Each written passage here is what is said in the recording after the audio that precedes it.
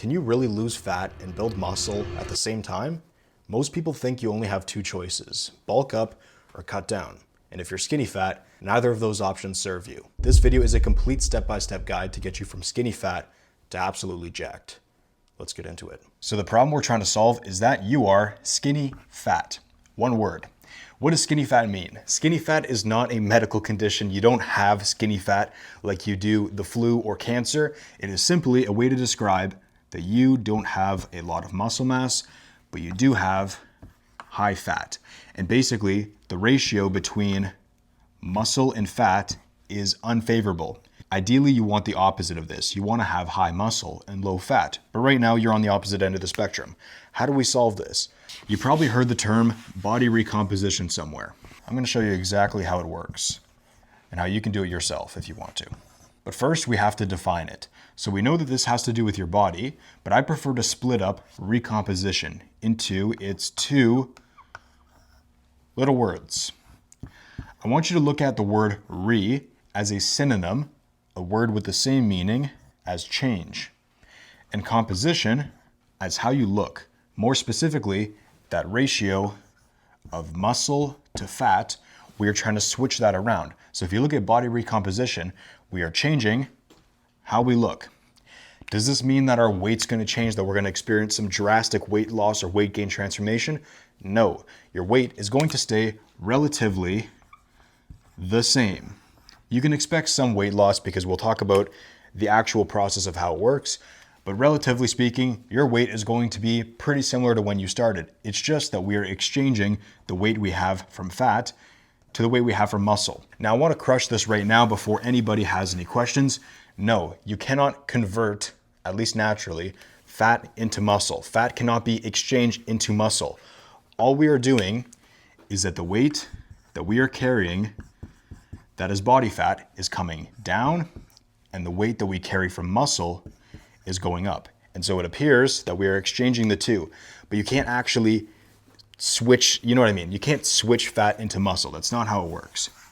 We're just changing the weight. And so if you look at body recomposition, the definition of it, it is changing how you look and that ratio of muscle to fat. And we're trying to change it into something that is more favorable. And the first step to achieving a body recomposition is to know your maintenance calories. Now, what are your maintenance calories? That is a fabulous question. Every single human being has an amount of calories they need to stay alive. And by staying alive, these calories that are eaten are used as fuel. So I want you to look at calories from here on out as a substance that can be converted into energy. And so these calories are used for your brain, for your organs, for your body to function, to work, to stay alive. But eventually, you have an amount of calories needed to maintain your current weight.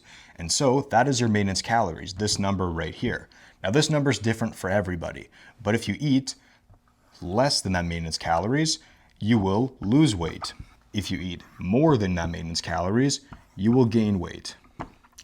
If you eat so few calories, basically no calories, eventually over a period of time, you will die.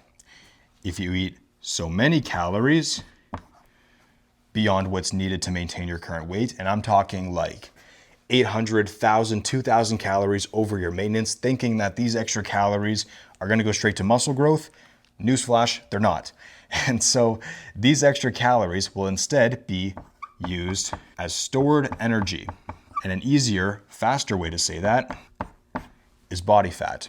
Now, if you remember from earlier, if we look at skinny fat, we have low muscle and high fat. And so it makes sense, if we don't want to get more skinny fat, that we don't want to eat a ton of extra calories over our maintenance. Instead, we either want to eat a little bit above or a little bit below. If you're deciding between these two things, most times it's going to be a little bit below. And so I'm going to show you how to do a recomposition by eating a little bit below this maintenance calories. But before we start anything, we have to know what this number is, our maintenance calories. The problem with not knowing where this number is if you estimate it to be over here and then you start your recomposition, you're actually eating that many more calories than your maintenance. If you assume it to be back here, then you're eating way too few calories. And so it would make sense that we don't need to know the exact number because you're probably never going to get the exact number right, but at least have an estimate that is close to this. And so I'm gonna show you how to do that. The first step to finding your maintenance calories is to go to the internet. Go to Google or Bing or Firefox or whatever search browser you use and search up calorie calculator. So I'll put CC right here, calorie calculator. You're gonna go to the first website you see and it's going to ask you for some information, some stats. It'll ask you for your height, your weight, your age, your gender, your activity level. And so you wanna be as accurate as possible with these metrics, because if you're inaccurate with your metrics, it's gonna give you an inaccurate amount of calories. And so you wanna make sure that you're on the ball with these. From there, you're gonna hit the calculate button and it's going to say, to maintain your current weight, eat 2,500 calories a day. Let's assume for this video that your maintenance is 2,500 calories. And so it's going to say, to keep your current weight, you need to eat that many calories a day. What I want you to do now is eat that amount of calories. And from this third step, there are two questions that arise. How do we calculate the amount of calories we need to eat? And how long do we eat that amount of calories for? I'm gonna answer this second question first. How long do we eat that amount of calories that the calculator gave us? For this video, I'm gonna use the number 2,500. Now 2,500 isn't your maintenance. Your maintenance could be 3,000, 2,000, 1,500. Doesn't really matter what the number is. I'm just gonna use 2,500 for the video. How long do we eat 2,500 calories for? I don't want you to eat that amount of calories for an hour, a day, 2 days. I want you to eat 2,500 calories every single day for 1 week. This next week, I want you to eat that every single day. This is exactly why. I want you to weigh in at the start of the week. So before you eat that amount of calories every day for a week, and then you're gonna eat that calories day in, day out for 7 days. And so every single day, you're gonna eat that 2,500 calories. 1 week later, I want you to weigh in again. And so let's assume that you weigh in for the first time at 130 pounds. You're skinny fat at 130 pounds. You eat that amount of calories every single day for the next week, and you weigh in again, and you weigh in at 130 pounds. So after this week of eating 2,500 calories, or whatever your maintenance number is, you end up at the same weight. What does that mean? That means that the amount of calories that the calculator gave you, the estimate that it gave you the first time, is your maintenance calories, or is a good estimate for your maintenance calories. Now, if your weight stays between a 0 and 1 pound range, I'd say that this still stands true. And so if you gain 0.2, 0.4, 0.6, whatever, that much weight in a week, I'd still say that this is a good maintenance spot. If you lose that amount of weight, I'd still say it's a good maintenance spot. But if you end up gaining a lot of weight and you end up at 131.4 by the end of the week, you gain 1.4 pounds in a week, this amount of calories is going to be too much for a recomposition. And so the goal is not to gain a lot of weight. The goal is not to lose a lot of weight. The goal is to stay relatively the same weight, but exchange the weight we have for fat for muscle. And so if you gain a bunch of weight, this amount of calories is going to be too much to recomp off of. But if you go through this week-long process and you lose a bunch of weight, maybe you end up at 128 pounds, I'd say this amount of calories is too little for you. And so ideally you want to be around the same weight, or at least within a 1 pound range, by the end of this week-long process. And so for simplicity's sake, let's assume that your weight stays the same. You go from 130 pounds, eat that amount of calories every single day for a week, and you end up at 130 pounds. What do we do now? Real quick, I want to say that this entire process, this week-long process, if you have not done this yet and you're kind of estimating where your maintenance calories are, I wouldn't recommend skipping this. I know it's a week long and you want to start building muscle and getting in shape right away. I get it. But this is the first step, because I'd rather have you take the time and get it right than estimate and get it wrong and then have to adjust later and you have no idea what adjustments to make. Now we're gonna cover all the adjustments you need to make in this video, but I'd rather you take the first week to do it properly. And so for anyone who is concerned about it taking more than a week, fitness is not for you. Results take time, and so you have to give time to operate. What do we do now? Since we know where to find our maintenance calories and we know how many to eat, let's assume it's 2,500 for this video, how do we actually eat 2,500 calories? The easiest answer I can give that a lot of people won't like is to track your calories. Now, I understand the pain and the discomfort and the annoyance of tracking calories, people make it out to be some big devil. And the reality is they just don't understand how to do it and how to do it fast. So I'm gonna show you how to do it lightning fast, like I'm talking 2 to 3 minutes a day, so that you know how many calories you're eating. Why would you wanna know how many calories you're eating? Well, like the maintenance calories, if you, and I get this all the time in comments, I've gotten a ton of DMs about this in recent videos. I have people saying, dude, I can't gain weight. Like, it's literally impossible. I eat so much food and I literally can't put weight on the scale. It's impossible. They think they're eating so many more calories than their maintenance, but the reality is they're not tracking correctly or they're not tracking at all. And so they're probably eating what they think is a lot of calories, but is actually right under their maintenance. And so to those people, if you're watching this video, I say that you're not a medical phenomenon, you're just not eating enough calories. There's pretty much no people in the world who can defy this law. If you don't know where this number is, like I said, you are guessing, and I'd rather you not guess and get it correct. So how do we track calories? It's 4 very easy steps. The first step to tracking calories is to get an empty dish and a food scale. And so a food scale costs $20-25 max, not expensive at all. An empty dish could be a cup, it could be a bowl, it could be a plate. Whatever you put the food on or inside of, you want to get that as it's empty and put it on the food scale. The second step is to add your food. And so once you have the dish, let's assume it's a cup, and you put it on the food scale, when you turn the food scale on, it's going to read 0, the number 0. And that could be 0 ounces, 0 grams. I'm Canadian, so we're going to assume that it's grams. Now you're going to add the food or the drink or whatever you plan to consume. And so I want you to know that 1 milliliter of water or fluid equals 1 gram. And so if you're measuring out milk in a cup, you don't have to switch it from grams to milliliters. It is the same. 1 kilogram also equals 1 liter. So you add the food to the scale. What do you do next? Let's just say the food you add to your cup is chicken thighs. I'll put CT right here. You have cooked chicken thighs. And so you put it on the scale and it reads back a number.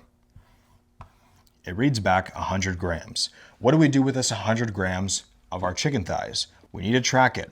How do we do that? You could track it on the Notes app in your phone. You could track it on a pen and paper, but the easiest way to do it and get it right is to use a calorie tracking app. Now you've probably seen MyFitnessPal or a bunch of other different apps. The one that I use is called Fat Secret. Now I've been using this for the past 3 years straight. It has a weight logger. It has all the foods you'll ever need. I'm not sponsored by them, but it's a very good app and it's free to use. It's also the easiest calorie tracker to use in my opinion. And so whatever app that you choose to use, you will search the food that you're eating. So in this case, it's going to be chicken thighs and you're going to enter 100 grams or however much weight the scale read back to you. And you're going to repeat that for every single food you eat every single day. So you put an empty dish on the food scale, add your food, track it in the app by searching up the food, entering the weight, and then repeating that process again and again and again. That is fundamentally how you track calories. But does that mean you're going to get it perfect every single time? You're going to be 100% correct? No, you're going to make mistakes. And I'm going to show you the 3 biggest mistakes that people make when they are tracking their calories and how to avoid them. One of the most common mistakes guys make when tracking calories is that they estimate the amount of calories you're eating. And so what I mean by this is if you're tracking with cups, if you're tracking with tablespoons, with scoops, there's nothing inherently wrong tracking with these things. These are what you call volumetric measurements. And so people will track the amount of food in a cup or a tablespoon or a scoop and then put 1 scoop or 1 tablespoon of peanut butter, 1 cup of milk. The problem is if you're tracking your milk in your cup, but you don't actually get it to exactly 1 cup, exactly level, and you still track it as 1 cup, you are now underestimating the amount of food that you're eating. If you have a heaping scoop or you have more food in the cup than is considered 1 cup and you track it as 1 cup, then that means you have a heaping scoop. And so that's more food than what you need. So you'd be overestimating. The easiest solution to solve this problem is to get a food scale, which is why I use that as the example of what to track with. If you get a food scale, it's going to read back the exact amount of weight, either in grams, in ounces, whatever unit you use, but it's going to be exact. And so you never really miss. Like I said, I don't think there's anything inherently wrong with volumetric measurements. It's just, if you're right here and you're trying to hit your calorie goal for the day, why would you not be exact? Why would you not go 100%? And so measuring with volumetric measurements is the difference between you hitting and not hitting your calorie goal. If you were to eat in heaping scoops, you were to eat too much food, then you'd be overestimating the amount of calories you need. And since we're trying to do a recomposition, we don't need more calories. We actually need less. And so you need to have this number, this maintenance calorie number, dialed in. If you're gonna go through all the effort, you may as well get it right. The second mistake that guys make is that they don't separate the foods that they're eating. And so what I mean by this, if you have a bowl and then you have chicken thighs, ground beef, rice, corn, and broccoli, you don't just add all the foods in and weigh it one time, because all these foods could be 792 grams of what? 792 grams of what kind of food? Well, it's a combination of all of these things. And so you need to weigh out the foods individually. The order in which you measure the foods doesn't really matter, but you have your chicken thighs, your ground beef, your rice, your corn, your broccoli, whatever I said. And so you're gonna weigh these out one at a time. Now in total, you might have 792 grams of food, but you might have 100 grams of ground beef, 200 grams of chicken, 300 grams, you know what I mean, right? We need to measure each of these individually. And so the total weight is not the total amount of calories. Different foods have different calories. The same also applies for when you're cooking. And so if you're cooking with the goal of building muscle and being precise with it, it would make sense that you cook your chicken, your beef, your rice, your vegetables separately. And so a lot of people will throw these into a stir fry or combine them. I don't think there's anything wrong with this. I'm just saying if you want to know exact amount of calories you're eating, cook them one at a time. And so it helps to have 2 pots, 2 pans, a dual surface stove that you can cook them on. But this video isn't about cooking. This video is about recomposition. And so a big mistake guys make when tracking calories while doing a recomp is not separating their foods. Mistake number 3. A huge problem that guys make when tracking calories is not knowing the difference between the weights of their foods when they are raw and cooked. What is the difference? Well, if we have our chicken thighs from earlier, our 100 grams of chicken thighs, some people, although they might understand this, they don't actually know that there is a loss of weight when you cook the food. When you're cooking meats, when you're cooking frozen vegetables, these things lose weight in the cooking process. And so the amount of weight you lose is dependent on how lean the meat is or how much water is held in the frozen vegetables, but we'll talk about meats right now. With chicken thighs, this is a fattier meat, and so you can expect to lose 25 to 30% of the weight in the cooking process. What does that look like? Well, if you have 100 grams of raw chicken thighs, after cooking, you can expect to end up with about 70 grams. This becomes a huge problem when guys, myself included, I made this mistake for years. It becomes a big problem when guys assume this 100 grams to turn out to be 100 grams after cooking. But that's not true. We've lost weight. And so it's actually 70 grams cooked to 100 grams raw. And so if you were to track it as 100 grams cooked, thinking that the weight stays the same, you're actually overestimating the amount of food that you're eating. And if you are overestimating the amount of food you're eating, then you are actually under-eating the amount of calories you need. So you assume that you're eating so much, but you're actually under-eating. And so the easiest way to avoid this is to pick. What do I mean by pick? I mean you have to pick between tracking raw and cooked weights. And once you pick one, stick with it. So if you're gonna be the guy who tracks the raw food weight, track all the raw food weights for your food. If you're gonna track cooked, stick with the cooked weights. If you want my opinion, I think the easier one to do is cooked because you're actually eating that amount of weight. With raw, you gotta account for all these different conversions, these losses, these gains in size. And so with cooked, you know that that amount of food that is on the scale is the amount that you are putting in your mouth, unless you're eating raw meat, which is kind of strange. Liver King. Pick one. I'll show you the opposite end of the spectrum. If we were to look at foods like pasta or rice, these are foods that actually gain weight. And so before we were looking at foods that lost weight, if any of the foods you're cooking require water, if you have to boil water to the food, the water then gets attracted to that food. And so this food takes in the water. That food weight is going to increase. But since there is 0 calories in water, that extra increase in weight doesn't account for any extra calories. And so the weight's gonna go up, but the calories are gonna stay the same. So if you were to look at a box of pasta, and on the nutritional label, it says for every 85 grams, there are 300 calories. And that's all good and well, but what they're doing is they're referring to 85 grams dry, 85 grams raw. If you were to eat 85 grams cooked, you would not get 300 calories. So how much weight do these two foods gain once they're cooked? From the hundreds and thousands of meals that I have personally cooked, pasta increases by 2.35x and white rice increases by 3x. And so if you were looking at this pasta, for example, and you look at our 85 grams from the box, 300 calories, like I said, those 300 calories, they're referring to it when it's 85 grams of raw weight. But what happens when we cook it? Well, if we 2.35x to 85, we get 200 grams. And so to get 300 calories of pasta, we have to eat 200 grams, not 85. For the longest time, I was eating 85 and thinking it was 300. Silly me.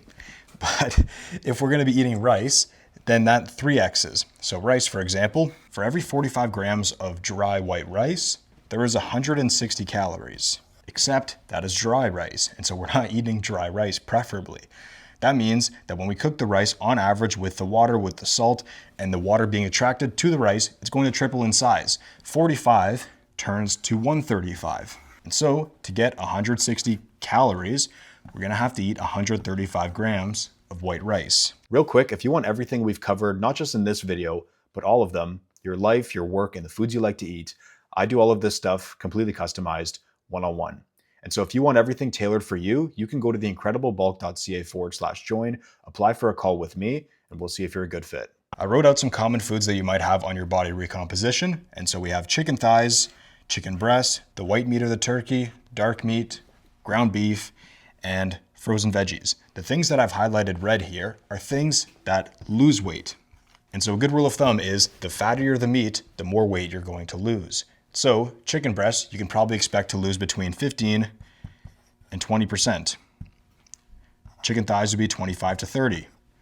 Turkey would be around the same as this.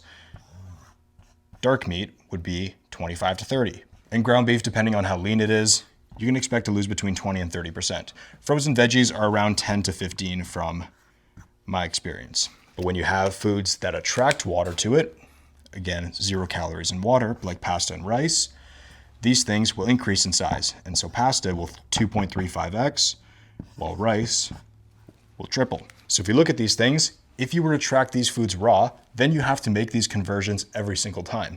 And so I personally think it's easier to track each of these foods when they are cooked. So only put it on the scale, only weigh it out when that food is fully cooked and ready to eat, because that is the amount of food that you are eating. That's probably the biggest mistake that people make when tracking their calories that nobody talks about. And so if you track it cooked, you don't have to make these conversions and you get it right pretty much every time. Boom. But what about the quality of our foods? Doesn't that matter? I mean, if we're eating the right amount of calories to do a recomp, does the actual food that we are eating matter? Absolutely. 100% it always will. Theoretically, you could lose weight in recomp just eating donuts and sugar cubes as long as you're eating less calories than you're burning off. And so if you were to eat below this maintenance in this little recomp area, you could have all of these calories come from donuts and still get some results, except that's probably not a good thing because your body's not going to run well off of donuts. So what kind of foods do we eat? We want to have more clean than dirty foods. And clean, if you want a definition for it, I think most things that come from the earth are considered clean foods. If it's not heavily processed, you can use your own judgment here. Ideally, you don't want to be having a bunch of dirty foods, McDonald's, sodas, ice cream, chocolate milk, cereal, that kind of thing. A good ratio to upkeep during a body recomposition is 80% of your foods are clean food sources, 20% you can be a little bit looser with, have what you want.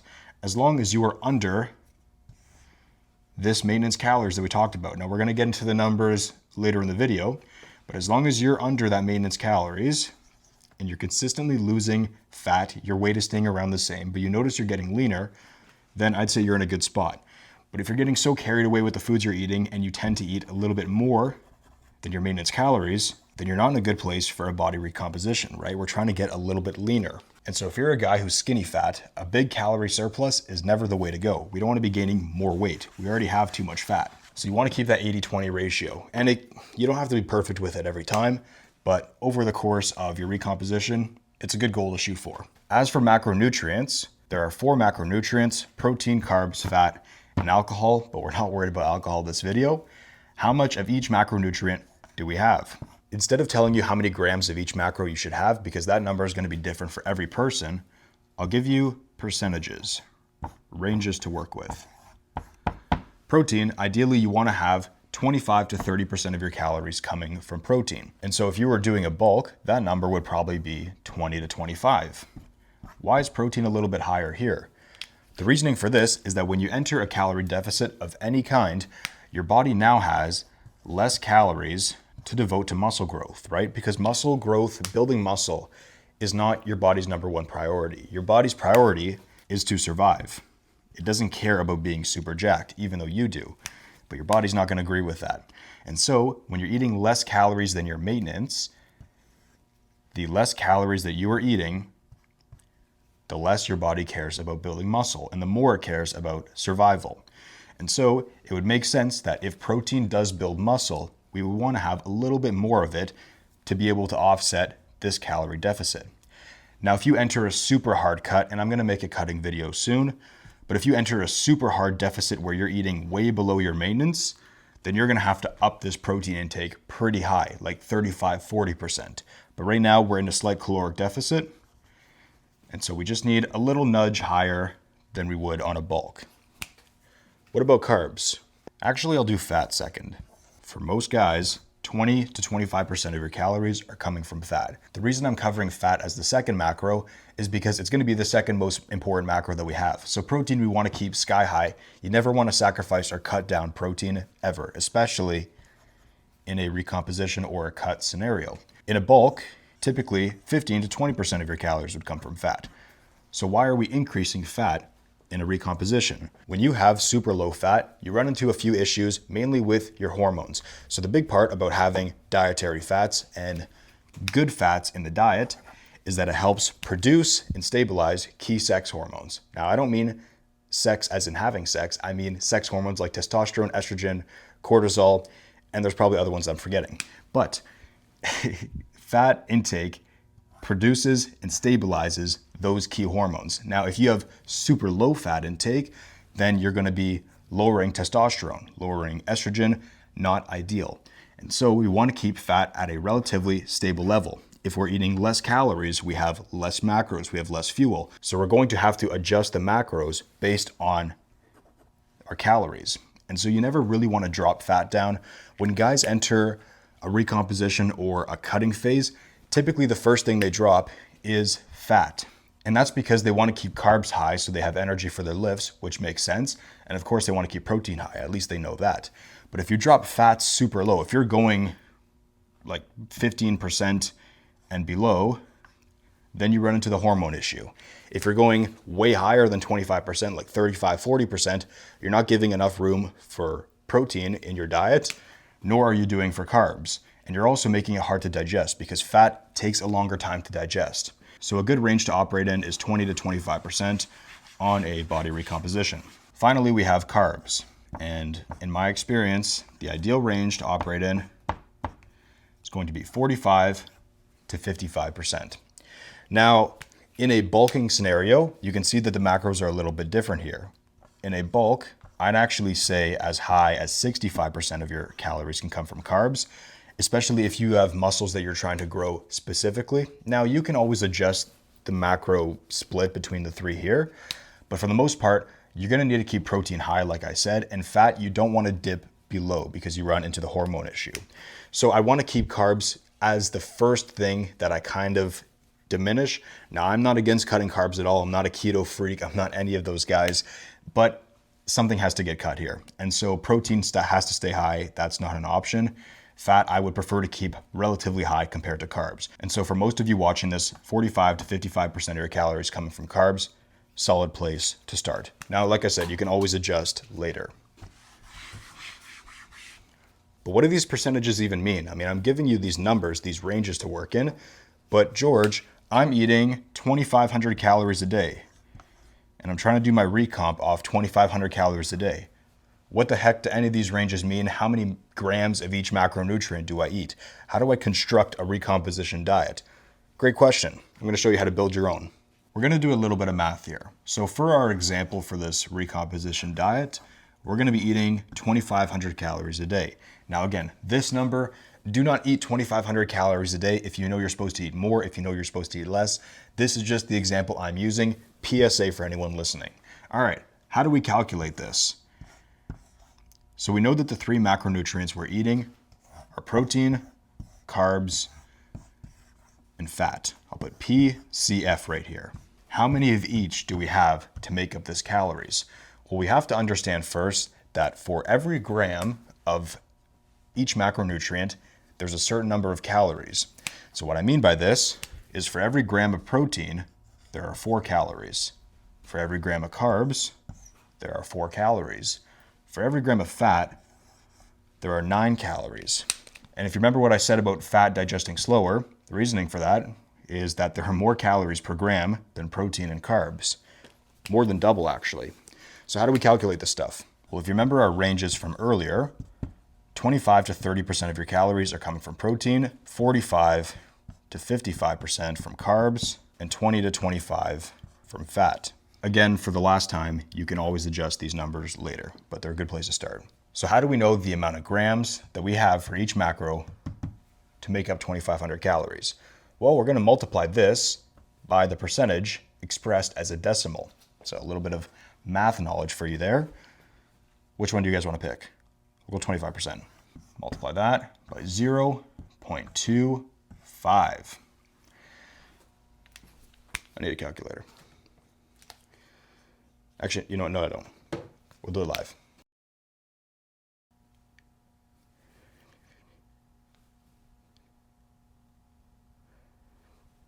$625.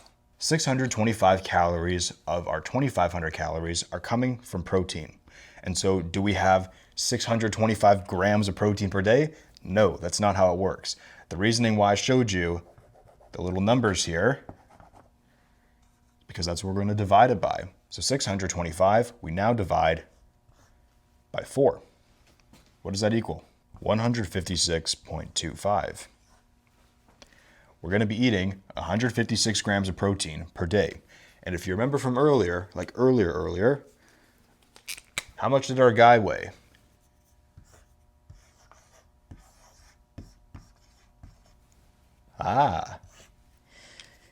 If you guys know that we want to have a little over 1 gram of protein per pound of body weight. Ideally, 1.2 grams per pound of body weight in protein on a body recomposition. And if you multiply 130 pounds by 1.2, hallelujah, it's 156. Magic. Just kidding. It's just math. So we want to be eating 156 grams of protein a day on a 2,500 calorie diet. Let's do carbs. I think we'll go for the higher range here, 55%. So now we'll multiply 2,500 calories by 0.55. And that comes out to 1,375. Once again, we're not eating 1,375 grams of carbs per day. We're going to be dividing this number by 4 because this is the amount of calories that are coming from carbs, not the amount of grams of carbs. So we're going to divide this number by 4. It comes out to about 344 grams of carbs per day. And so we got 156 grams of protein, 344 grams of carbs. Let's do fat. And so we can't do 25% here because 25% and 55%, that is 80% of our calories. And so we can't do 25% fat because we'll be at 105% of our calories, which you can't pass 100%. 100% is the max. So we are forced by default to go with 0.2, which is perfectly fine. So we're going to multiply 2,500 calories by 0.2. And so 20% of 2,500 calories is 500. For the final time, not 500 grams of fat, 500 calories coming from fat. But do we divide by 4 this time? No, we're dividing by 9. See how this is all shaping together? 500 divided by 9 is 55.55555. We'll just put 55 grams here because we rounded up here, we'll round down here. Ta-da! Those are our macros. 156 grams of protein per day, 344 grams of carbs, 55 grams of fat. I'll write them out right here. And so you can do this math for your calorie intake that we calculated earlier. So we started this video so far, I mean, we have a lot left to go, but we started this video with finding your maintenance calories, knowing that we have to enter a slight calorie deficit. We know how to track our calories. We know roughly what foods to eat. And now we know how much of each macro that we need to have to make up the calories that we've already calculated. But there's a part I haven't covered yet in that process, and that is how many calories are we eating below our maintenance, right? I said you had to enter a slight calorie deficit, but exactly how many calories do we eat?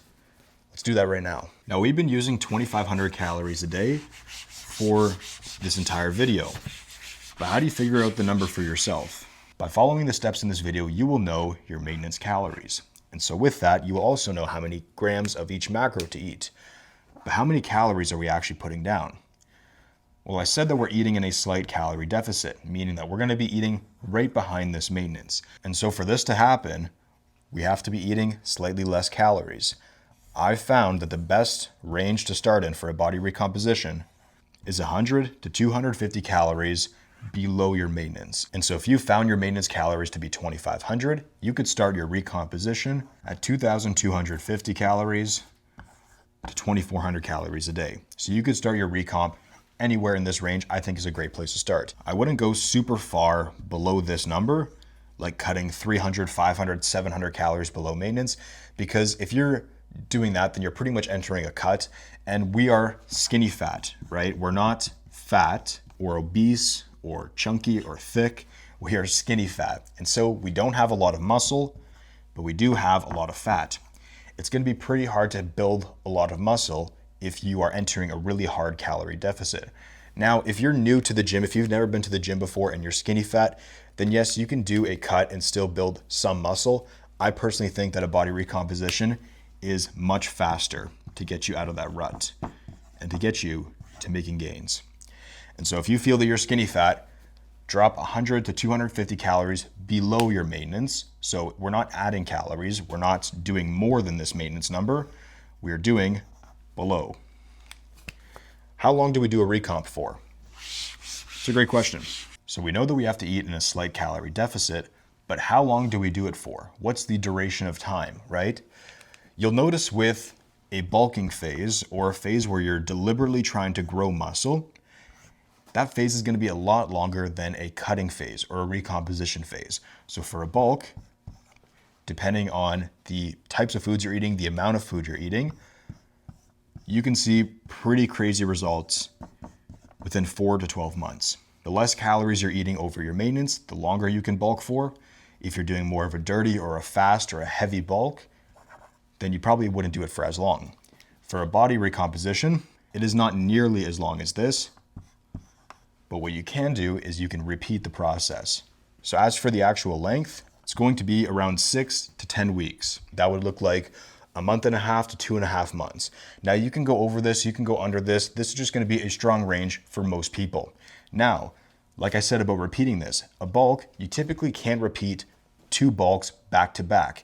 And so you can't do a bulk and then do another bulk right away. The thing is, the longer you bulk for, especially the more calories that you're eating, the more fat you are going to put on by default. That's just going to happen. You're not going to escape that. And so in most cases, when you're done a bulk, you're going to have to come back down to maintenance. So let's just say you bulk up, you bulk up, you bulk up. You can't do that again 2 times in a row in most cases.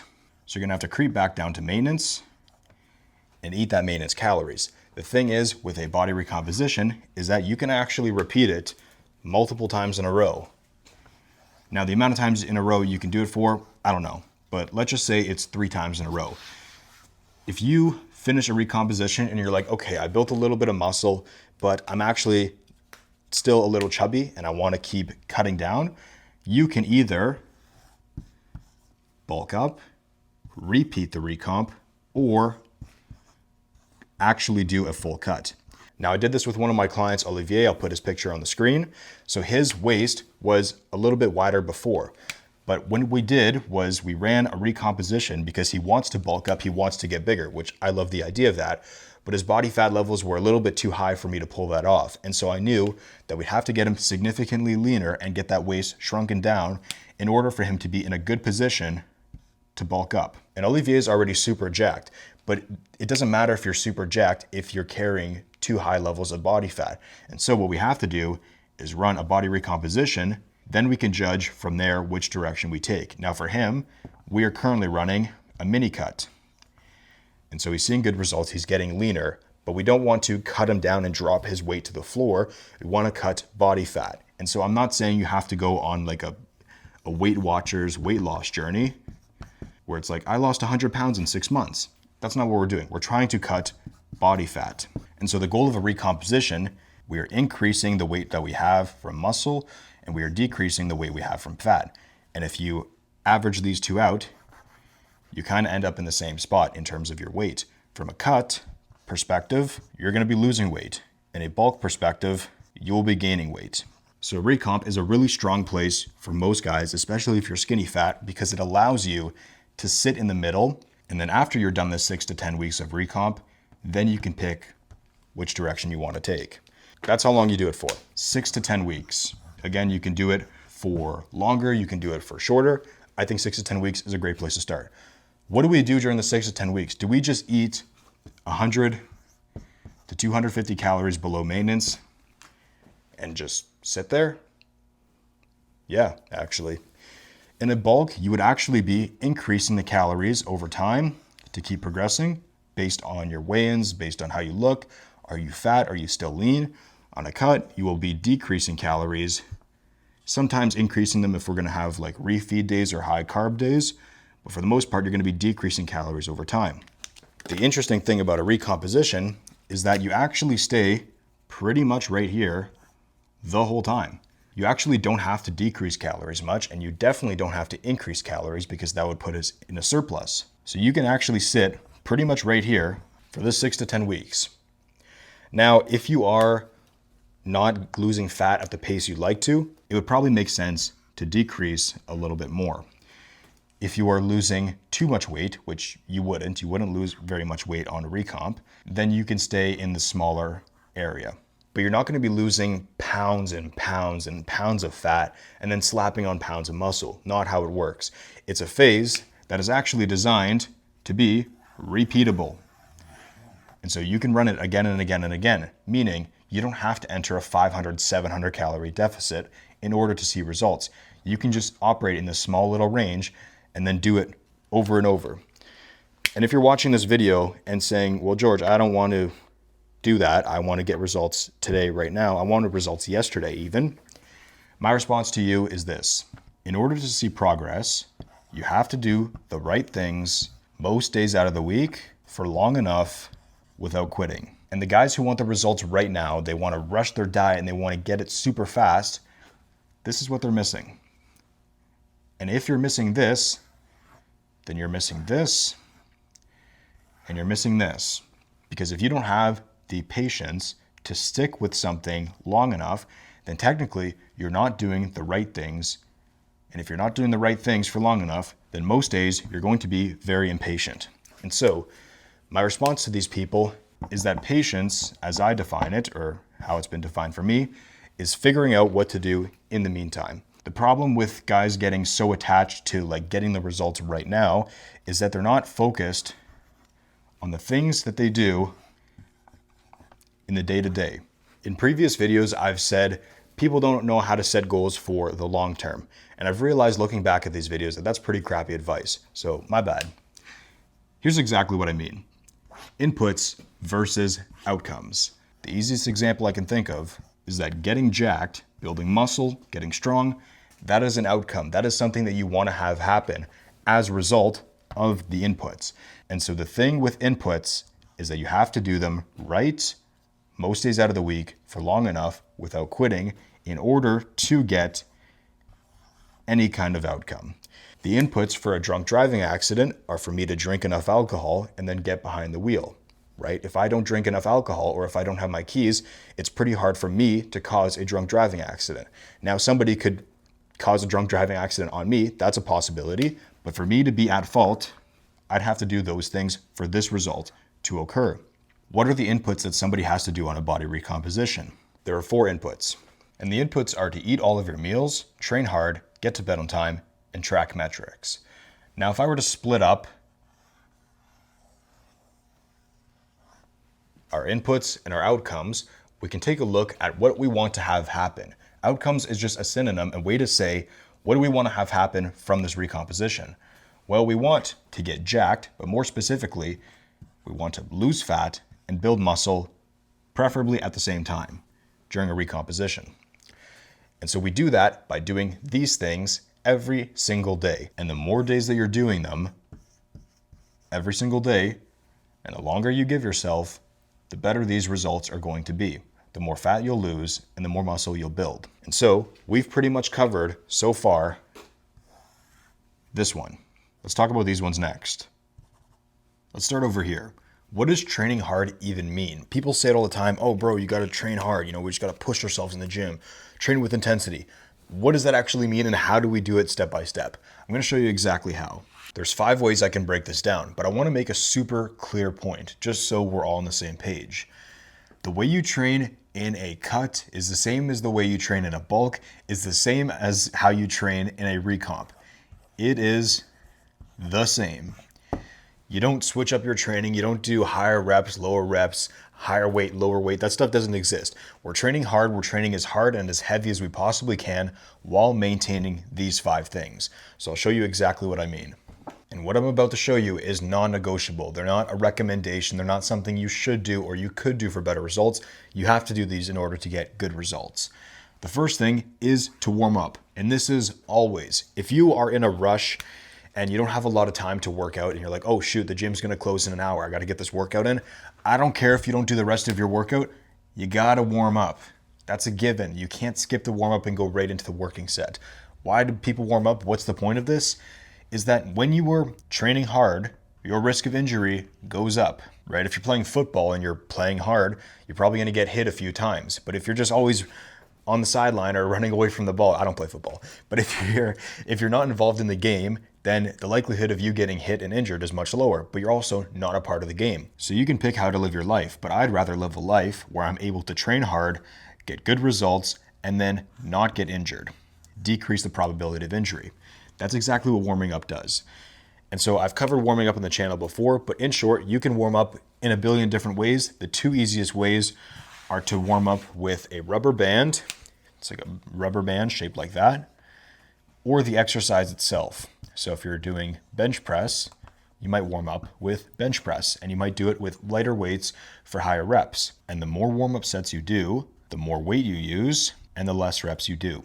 So you might warm up with lighter weight at 15 pounds. Then you go a little heavier and you do 10, then 7, then 3, and then you're into your working set, your hard sets to failure. Speaking of training to failure, what is training to failure? The easiest way that I can define it is this. The muscle you're trying to train is the first one that fails. What do I mean by this? I have my dumbbell here, and if I'm doing curls with this dumbbell and I'm curling, right, we're curling, and then I get to the reps where it's getting really hard. And so let's just say I'm on my 9th rep, and then I get to my 10th rep and it's getting really tough. And so I decide to go for my 11th, and I'm trying to curl it as hard as possible. My hand's shaking, I can't get the weight up, and I cannot complete the rep, and the weight comes back down. I know that if my biceps were the reason that was happening, I have hit failure. And so what I was trying to train in that exercise was my biceps, and my biceps failed first. It would be a bit of a problem if I'm training and I'm curling like this, trying to swing the weight like that. If you think my biceps are doing a lot of work here, no, they're not. And so I'm using outside momentum. I'm using my shoulders and I'm using other body parts to lift this weight other than the muscle I'm trying to train, which is not the objective.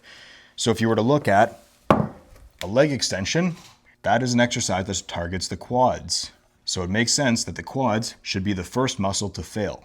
If the difference between you getting and not getting that last rep is strictly momentum, don't bother doing the rep because it's not the muscle you're trying to train that is working. If you're doing a chest fly, that is a chest exercise. And so you don't want the lack of momentum to be the reason why you can't get another rep. You want your chest to be the reason why you're failing. And so this 10-pound weight is 10 pounds. I want my chest to be unable to produce enough force to overcome this 10 pounds so I can do my fly or my curl or whatever. And so the heavier weight you use, the more force is required to get that weight from point A to B. That is what I mean by training to failure. So people say train to failure. And yes, it means that you can't do any more reps. This is true, but you want to make sure that the muscle you're trying to train is the first one that fails. Think about it. If you're doing deadlifts and your grip gives out, deadlifts is not a grip exercise. Deadlifts is not a form exercise. It is a back exercise. And so if you're doing deadlifts and the bar slips out of your hands because you can't hold on to it anymore, then your grip failed first, not your back. And so your back didn't get 100% of the work. Your back was not worked to its maximum ability, but we want to be training to the max. Train to failure. That's the second point. And if you're wondering why I wrote this arrow in red and the ones below it in orange, is that when you train to failure, there's actually two ways that I can further break this down. The first one is to decrease momentum. So by momentum, if I have my dumbbell here, momentum would be using pretty much any other force to overcome this weight that is outside of the muscle you're trying to train. Now I understand that your shoulders might move a little bit in a curl. Maybe your shoulder, as you can see my shoulder moving a little bit here, maybe it's not 100% biceps. Sometimes you will have a little bit of momentum, but we want to have less of it taking over the exercise rather than more of it. And so the more you can use that muscle you're trying to train in an exercise, the better off you're going to be. Now, some exercises like the squat, bench, and deadlift require multiple muscle groups, right? The bench press isn't just a chest exercise, right? You're using your shoulders, your triceps, your wrists, your forearms, your glutes, your upper back, your feet to plant yourself. There's a bunch of body parts that go into that, I understand. But the primary mover of the exercise, the primary muscle group, is the chest. And so you ideally don't want to be feeling your bench press in your shoulders or your triceps if you're trying to train your chest. And you definitely don't want to be bench pressing and then dropping the weight down, right? If we're bench pressing, I see this all the time in the gym, and it's especially with the young guys. I get it, you want to lift heavy weights, but if you're bench pressing like this, pretend I'm lying down, and then I just drop the weight down like this, first of all, your joints aren't prepared to take that kind of force that quickly. So you tell me, if I'm asking you this at home, who's more likely to get injured? The guy who lifts the heavy weight but brings it down slowly, or the guy who lifts the same heavy weight but drops it down, right? You're shocking the joint. It's not meant to take that kind of load, especially if you're trying for a 1 rep max with weight you've never done before. This is where most injuries happen. And so we want to decrease momentum. Now, momentum can happen on the way up if we're doing a curl. Momentum can happen swinging the weight up. Momentum can also happen dropping the weight down. And so we want to lift the weight using the muscle we're trying to train and then let it down with some sort of control. The second way I can break down training to failure is to increase ROM. What is ROM? ROM is an acronym for range of motion. So if I'm doing a bench press, for example, pretend I'm lying down. Remember the guy who's dropping the weight down like this, right? He's just dropping it down. A lot of those times, those guys also will just kind of go halfway and they'll do these little partial reps because they want to lift more weight and look more impressive to other people or impress themselves. Regardless of the reason, they're not using a full range of motion. And a full range of motion means going from a fully contracted position to a fully extended position. And so some people will be able to go deeper than you. Some people won't be able to go as deep as you will. The amount of range of motion you get depends on a bunch of different things like your age, your past injuries, if you have any, length of your limbs, flexibility. There's a whole bunch of things that go into this, but you want to go as deep as you can go. And so that would mean lifting every rep with a full contraction and a full extension. Right? If we're doing a curl, full contraction would be squeezing the weight up, bringing it up like this. Full extension, extension of the arm, right? A bench press, the extension would be bringing the weight down. Contraction would be pressing the weight up. On a pull-up, I mean, you can't see my arms here, but a contraction would be pulling down, and then extension would be letting your arms come all the way up. And so I'll squat down here so you can see. You can notice how when I'm doing my pull-ups, I'm not stopping like this. I'm going all the way up. Full extension, right? You want your joints to lock out. And so locking out your joints isn't dangerous unless you're doing it with a ton of momentum, unless you're not controlling the weight. And so what I mean by train of failure is three things. The muscle you're trying to train is the first one that fails. You want to decrease momentum and increase range of motion to make that happen. Point number 5, leave the gym. Don't come back. You don't need to train 8 days a week in order to see progress on your body recomposition. If you're watching this consistently going to the gym 4 to 5 days a week, that is plenty. And especially if you are doing these things, you are going to be training more intensely than you are now. That would mean that you don't need more training. In fact, I'd argue that you need a little bit less. And so for any new guy that's watching this, because if we're going to be doing a body recomposition and you're skinny fat, I'm going to take it that you're probably pretty new to the gym. Going to the gym and doing these 4 to 6 times a week is perfectly okay. I'm not against it at all. But when you go to the gym, you train hard, you lower momentum, and you increase the range of motion on all your exercises for every rep, and then you leave. So we know how to train. We understand the basic principles of training hard. What do we train? What muscles do we focus on if we're skinny fat, right? We're trying to improve the way we look. We're trying to lose fat, but we're also trying to build muscle. So where do we want to allocate the muscle that we're going to build? Ideally, we want it to be all over, but I'll give you some more specific areas of the body to target. So if we were to look at somebody who is skinny fat, this is somebody who does not have a lot of muscle mass, but does have a lot of fat. And so people who don't have a lot of muscle mass typically have thinner arms. And the size they do have on their arms is mostly fat. It's not clearly defined. We could also note that their waist is going to be a little bit wider than that of somebody who is in shape. Just say this guy's wearing shorts. Typically the legs aren't very well developed either. And so they will have skinny legs with a decent amount of fat on them. Draw some nipples. Pretty much no definition in the abs. Not ideal.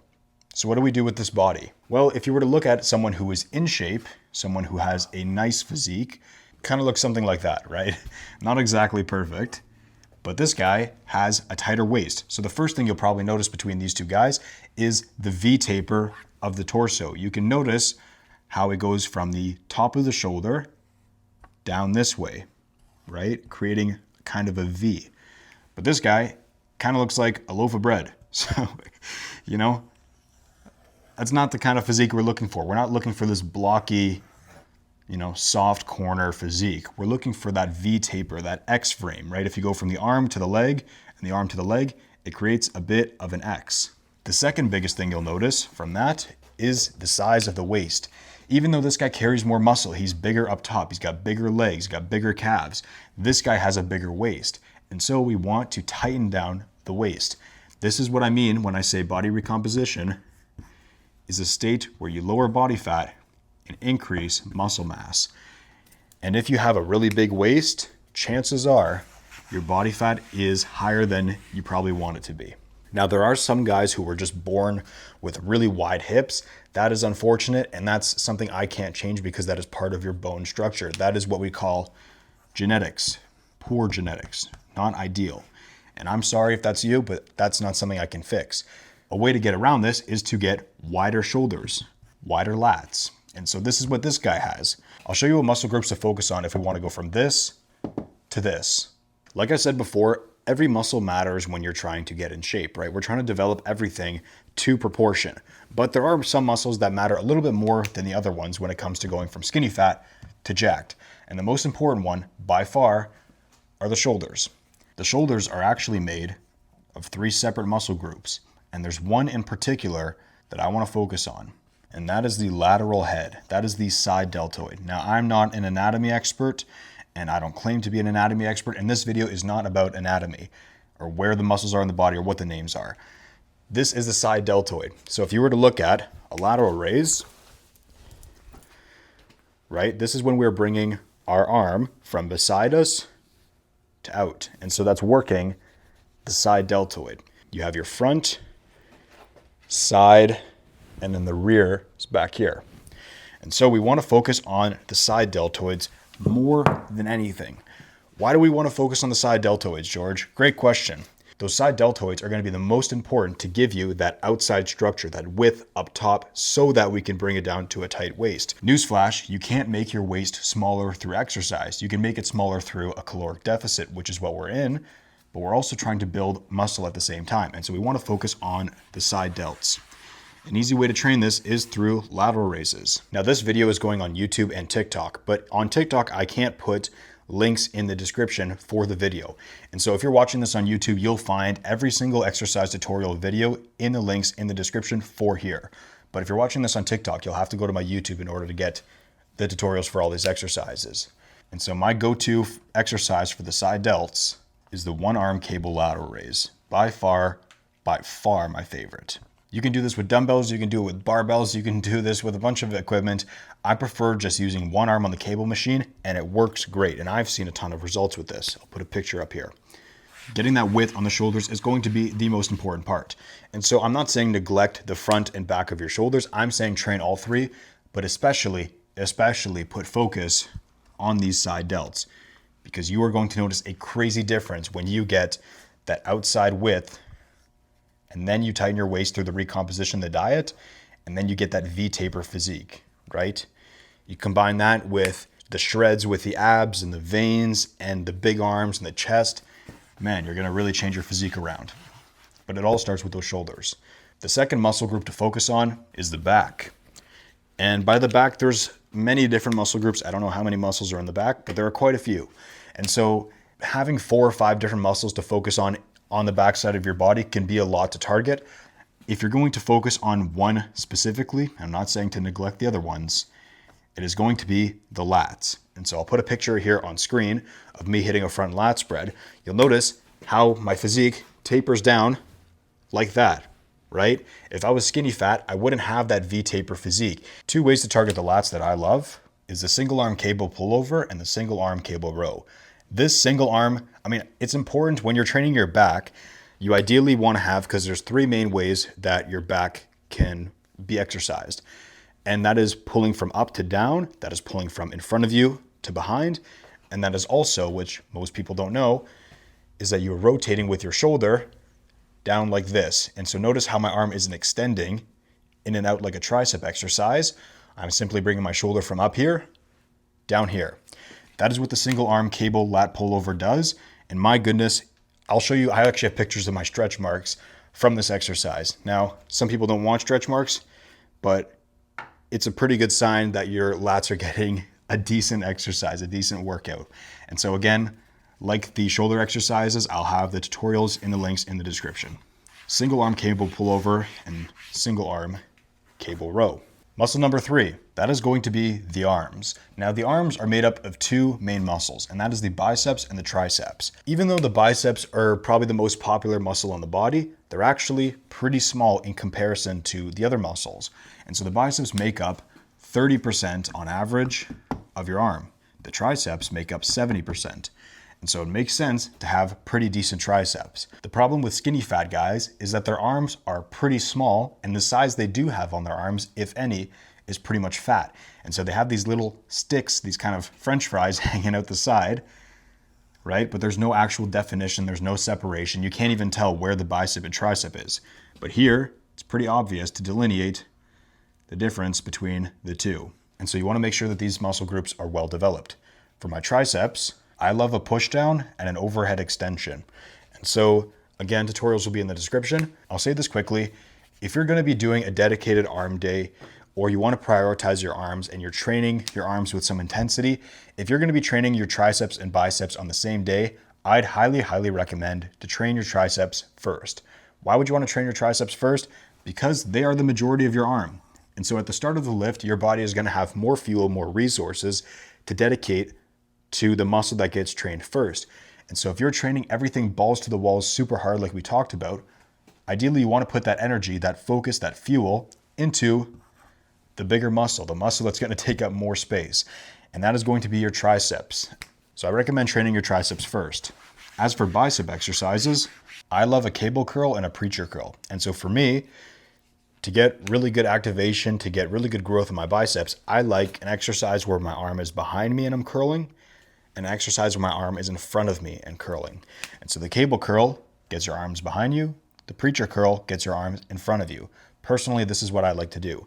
Now, like I said, I can go into the deep anatomy of which exercises target which heads of the muscle and which angles you want to hit it from. That stuff does matter. I'm not saying it doesn't, but we're also skinny fat. And so the goal of this video is to get from here to look closer to this, not to go from, I don't want you guys to focus on the little minutiae of training when you're first starting out and to take your training from a 90 to a 99 rather than a 0 to a 90. And so most of these videos that you'll see on this channel are taking you from a 0 to a 90. There's a bunch of other guys who will take you from a 90 to 99, but most of you guys watching this are not even near this level. So I'm not saying this because I hate you, I'm saying this because I love you. And I don't want you to get so caught up in the intricacies of training and trying to be a perfectionist about it when you haven't gotten this problem sorted out. So get this problem sorted out and then we'll worry about the small stuff. The fourth muscle is going to be the chest. Now you might be surprised that the chest is this far down the list. Maybe you thought it'd be number 1 or 2, but remember, when you are skinny fat, it's mainly the perception of how you look from the front, not necessarily the side. And so if we're looking at you from the front or back, this muffin top, these skinny arms, it's going to be pretty apparent. When you're looking at the chest from the front, you can clearly see a well-developed chest pretty good from the front, but that's mainly a muscle that's shown best when it's at the side.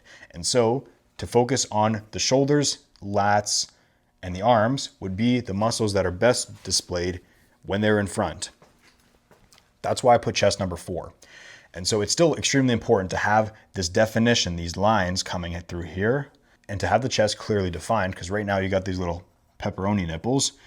We want this. So how do we do that? We want to do exercises where we're doing some sort of incline press, a flat press, and a fly.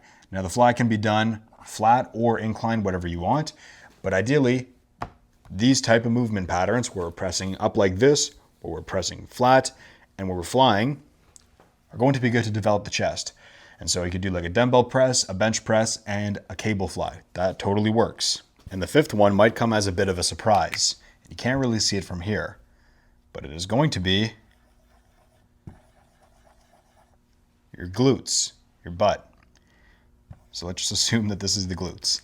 The reasoning why I'd put glutes above the forearms, above the traps, above the quads, above the hamstrings, above the calves is because if you were to look at a skinny fat guy from the side, most of the time they got a little bit of a belly going, and you can't really make your belly smaller through training. You can only do it through the diet, which we're already doing. But then when you get to the glutes, they kind of have this saggy ass that just hangs there. And so it kind of flops down, especially the fatter they get, the more saggy the ass. Usually your butt isn't firm coming out like this. Now I'm not saying that as a guy you want to have an obscenely large butt. That's more for the female side, which is not what I focus on here. But you want to have somewhat developed glutes. Why else would you want to have developed glutes? Well, the glutes are also pretty much the largest muscle in the body. And so it would make sense that these glutes support a lot of your lifts, especially your big compound lifts. Think of your squat and your deadlift, right? You're squatting, you're using your glutes, and when you're deadlifting, you're using your glutes a ton. And so it would make sense that we'd want to have these things well developed so that when you look from the side, and mind you, this is 5th on my list, so I'll put it at the bottom here. I'd still focus on these muscles before the glutes. But if you were looking at a physique that gets all of these things right, ideally, if we're looking from the side, we have someone with wide shoulders, with developed arms, a big chest, wide lats giving them that V taper, and then a firm set of buttocks. You can see how that creates that density. I mean, this is extremely messy, but you can see how you get that density from the back, the wide shoulders, and then the big chest up front, rather than somebody who has this little muffin top build. The muffin top, the waist that is like puffed out like this, that is going to get smaller with your diet. But when we're talking about the gym, when we're talking about training, we want to focus on the shoulders, the back, the arms, the chest, and then the glutes. And so I'm saying still train your legs, still train your quads, your hamstrings, your calves, your forearms, your traps, your abs, all that stuff. These are just going to come before that in order of importance for most guys. Maybe you're skinny fat and you have strong arms and you have well-developed arms, but you have a weak chest. Maybe the chest comes before the arms. And so for the most part, that's going to be the order that you want to focus on. But do not forget the lower body, the glutes. Because if you have that saggy butt that just kind of sags down like this, it throws the whole proportion off. And so you want to have a firm butt that is strong so that you have that build. And especially once you get your big legs, see if you look at that from the side. Does that look skinny fat? Not really, right? You get the well-developed shoulders, the arms, the back, the chest, and now the glutes. I don't have much room up here, but you can target the glutes with a cable kickback, a glute bridge. I've personally had really strong glutes my whole life, but I developed them even further through deadlifting and squatting. And so if you're deadlifting and you're squatting, you're building your legs, you're building your back, but you're also building your glutes. And so like I said, from the side, you can develop a pretty solid physique and really change things around if you nailed these 5 muscles. How many times do we train these muscles a week? That depends on you.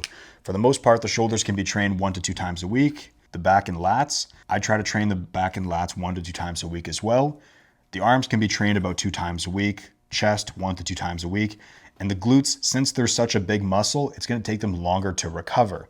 And since they're used in everyday life, they're not going to bounce back as quickly. I'd personally train these once a week. So now we know exactly how to eat all of our meals, and we know exactly how to train hard. The next thing I want to focus on, I'm going to come back to this, is to track the metrics. Because so many times in fitness videos, in breakdowns that you see online, people are like, oh, you just got to eat more, or you just got to go on a recomp, or you just got to train hard, or get to bed on time. It's like people say these things, but they don't actually show you the step-by-step process and what to do when you get stuck. So that's what I'm going to do right now, because I can't just tell you in good conscience, I can't tell you to do this stuff and then not show you how to do it. That's pretty cheesy of me. So we'll do this first, and then we'll come back to this. Now there's a bunch of different metrics that you can track, but the 3 most important ones to know on a body recomposition is your body weight, the size of your waist, and your lifts. Are you getting stronger in the gym? So I'm going to show you why these matter. Your weight during a body recomposition should stay the same, relatively the same.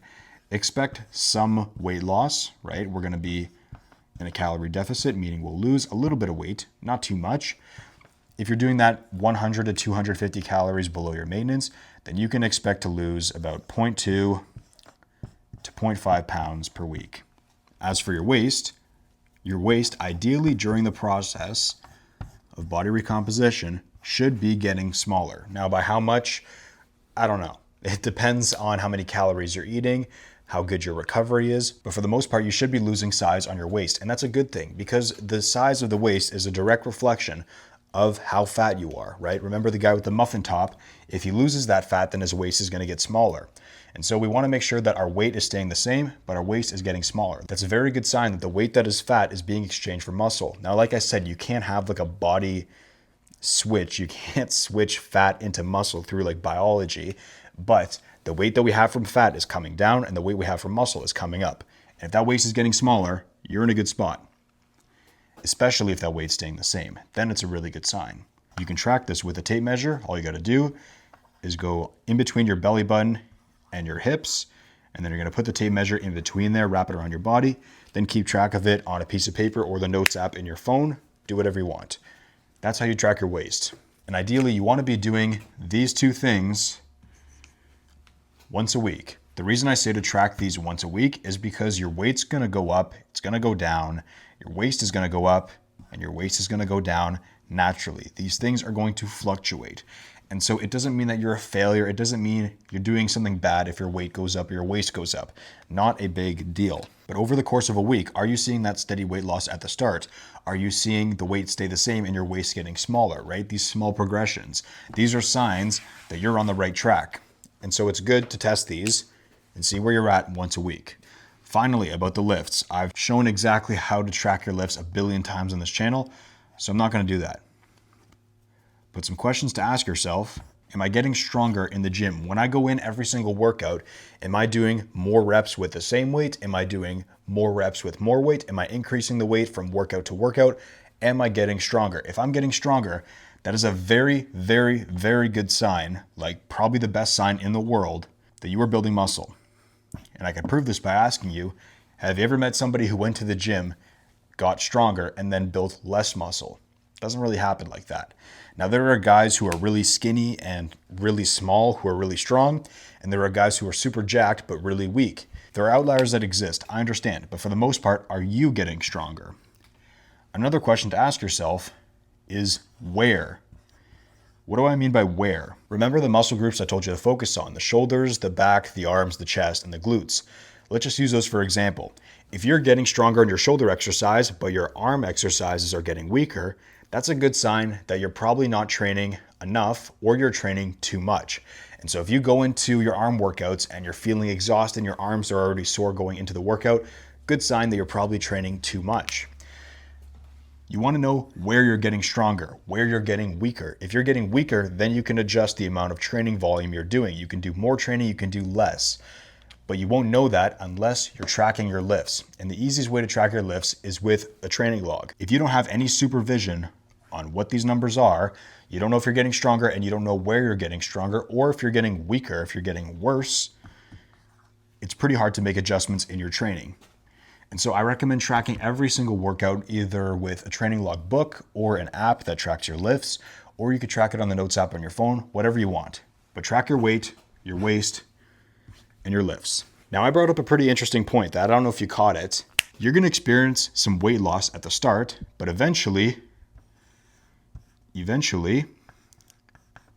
your weight is going to stay the same.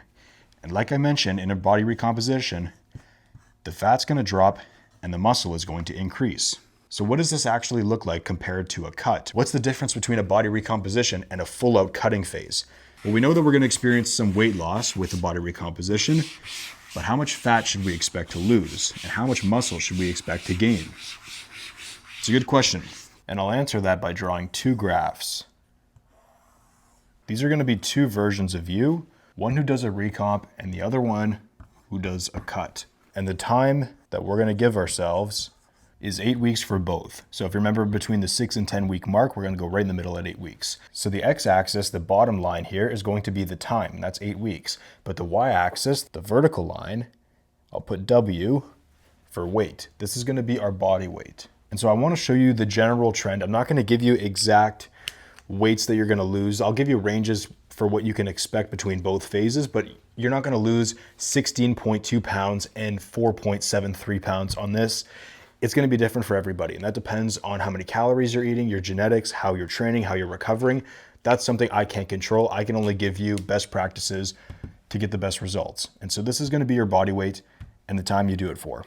And I'll have 4 markers because we're going to have 4 separate variables. The black marker is going to signal your body weight. The orange means your water weight, red means fat, and blue means muscle. Now, if you remember from earlier, I said that fat cannot be biologically converted into muscle. You can't change fat into muscle. But what can happen is, over time in a body recomposition, the weight from fat comes down and the weight from muscle comes up. And so I want to show you that on this graph compared to what you'd experience on a cut. Let's just say you start both dieting phases at this weight right here. And so for both phases, I'm going to assume that you are skinny fat doing these phases. So I assume that you're skinny fat doing a recomp, and I'm assuming you're skinny fat doing a cut. I'm also going to assume that you're relatively new to the gym. So I'll write it up here. Skinny fat and new, just so we're on the same page. When you start a body recomposition, you are going to lose weight pretty quickly. Not a ton of weight, but you'll lose some. And then over the course of the body recomposition, as you progress through the 8 weeks, that weight is eventually going to start to plateau. And so you'll stay around the same weight and end up right here. A little callback to earlier is that we are doing a 100 to 250 calorie deficit. And one of the biggest things that separates a body recomposition from a cut is that when we stick in this calorie deficit, we stay there the entire time. We don't really make many adjustments. And so this deficit will cause us to lose weight at the start, but eventually it's going to plateau and we'll stay around the same weight. Is that there are progressive changes that you make throughout the time that you're doing it. And so your weight is going to go down throughout that process. Now I want to make a super clear point. During a recomp, during a cut, during a bulk, during a weight loss journey, whatever dieting phase you're doing, your weight is not going to go completely linear to your goal. So if this is where you want to be, and this is where you are, it's not going to be like this or like this if you're doing a cut. It's not going to be perfect every time. And so this is not exactly reality. Your weight loss in a cut is more so going to look like this. And so it's kind of all over the place. But you can see that the general trend is that it is going down this way. Although there are some spikes, there's some highs, there's some lows. You might get sick in the process, you might lose weight, you might retain a lot of water and gain weight. The thing is that it's generally going down. And so that's the objective. Now, when I write these straight lines, I don't mean it's going to be perfectly straight every time. Though when you're doing a body recomposition, like I said, your weight's going to stop moving after some time because we're not dropping more calories. This is going to stay pretty much straight. So this is actually kind of accurate. But this is more what your cut is going to look like if you were to do one. That's the body weight, and that's where we're going to end up after the 8 weeks on a recomp. This is where we're going to end up on a cut. Let's talk water weight. When you're doing any kind of dieting phase where you're losing weight, so a body recomposition, a cut, or a weight loss journey, the first bit of weight that you're going to lose is not fat, it's not muscle, it's actually water. And so we're going to lose water throughout the process. But the thing is, in a body recomposition, is that it's going to go down, but just like our body weight, it's actually going to plateau. Now, it's not going to stay fully flat. You're going to lose some water over the period of time. And so you can see generally that this is still going down, but it's not going as hard as it was in the beginning. So we know that we're going to be decreasing by 100 to 250 calories. This isn't a very strong calorie deficit. It's not like we're dropping all of our food and we're starving ourselves. But a cut is going to be a little bit more intense. Most people start their cuts between 300 and 500 calories below maintenance. And so that's a bit of a harsher drop than this is. That means that you're going to lose, first of all, more weight, but your body as a survival mechanism is going to hold on to water. And so you'll lose some water at the start, but it won't be surprising if you get a little bit of a spike. And this spike right here is not muscle. You didn't gain muscle in this period. You're losing weight, but the thing is that your body's holding on to water because it thinks it's dying since you're decreasing calories, since you're giving it less food. That means your body is going to secrete less water and it's going to hold on to it more at the start. So you can expect a bit of a spike in weight. I remember when I was doing my most recent cut, I ended my bulk at 4,000 calories a day and I dropped to 3,400 calories right away. And from this drop in calories, my weight actually went up 1.5 pounds. And you might think that's strange because I'm decreasing my calories, but it's really just 1.5 or however many pounds you gain of water weight. And so this weight gain, whatever that is for you, you don't have to be alarmed by it. Just know that if you are decreasing calories, if you're tracking properly, if you're following all the steps in this video, you will see a spike in your weight and it's just water, and you might actually experience the same thing on a body recomposition. So you can see that I'm drawing a lot of things on this graph, and I don't mean to make it complex. It's just that everybody's different. And so some people might experience this weight spike, some people won't. But let's just assume that we are losing steady weight from water throughout the recomposition. So in a body recomposition, like I said, we're going to be losing a lot of water weight at the start, but we are still losing some fat. It's just not as quickly lost as the water weight is. Once the water weight starts to slow down, that is when the fat loss starts to speed up. If I were to draw some lines here, that's what it would look like. Now again, different for everybody, right? Some people could lose a little bit more weight, some people lose a little bit less. And so let's just say by the end of this, your fat was up here, now it is down here. So we've actually lost a good amount of fat throughout the 8-week process. When you're cutting down, it actually operates in a pretty similar way. The thing is that fat loss is going to be a little bit more noticeable on a cut because that's the objective, is to cut fat but keep muscle. So you'll notice the downward trend here is a little bit more apparent than this one. This one seems a little bit softer. It's not as direct, right? That's because we're not actually trying to lose all the fat. We're not trying to shred down. We're just trying to lose enough fat that we are losing fat but have enough calories so we're building muscle. That's why the deficit here isn't as big as this one. So both versions of you have the same amount of muscle. What happens to these guys during this process? The goal of a cut is to preserve muscle mass while we're cutting down as much fat as possible. And so our goal is not to build a ton of muscle in a cut. Our goal is to keep this line as straight as possible. And if we do everything right, then we can keep this line relatively straight. So I'll draw my dotted lines here. This would be a very good case scenario. In most cases though, you probably won't maintain 100% of the muscle. You might lose a little bit. And the reasoning is your body is going to use muscle for fuel.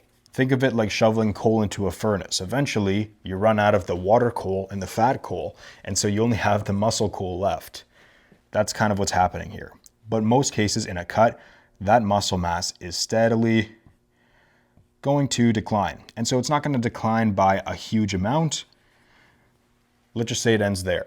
So you can see the difference between what you started with on a cut and what you end up with at the end of the cut. If I were to draw a little bit of a line, try to make this as straight as possible, there's a bit of a difference. And so the longer that you're cutting and the harder that you're cutting, the more calories that you're dropping, the more muscle loss you will typically experience. Here's where it gets interesting on a body recomposition. So we want this weight from muscle to actually come up during a body recomp. And so over time, with your decent genetics, your good recovery, your good training, that is going to climb.